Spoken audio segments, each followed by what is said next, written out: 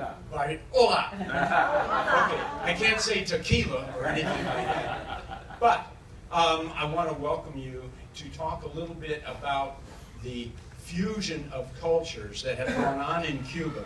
And it's almost like a test for each of us. Was there anybody who went ashore yesterday? Yes. Everybody, right? Okay.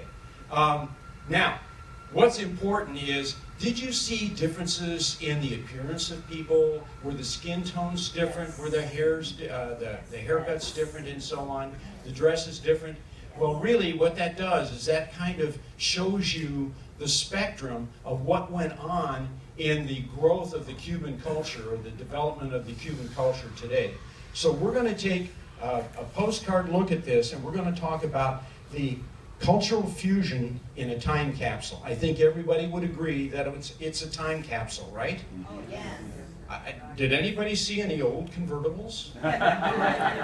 Wrote one. Oh, everywhere. Okay, so are you or were you excited about your Cuban experience? Yes. Wasn't it something else? I think this kind of summarizes it. They're wonderful people. It's a fusion of cultures that's led to a rich history, a contrast between urban and rural living, and we'll talk about that. The painting and the sculptures, and I think you probably saw a lot of variation in that. There's stirring music and dance, really stirring music and dance. And if I can get this to run, I'm going to show you a little video clip of an Afro-Cuban Dance Academy performance. It has world-renowned cigars, obviously, right? And it's home of daiquiris and mojito and vitamin R.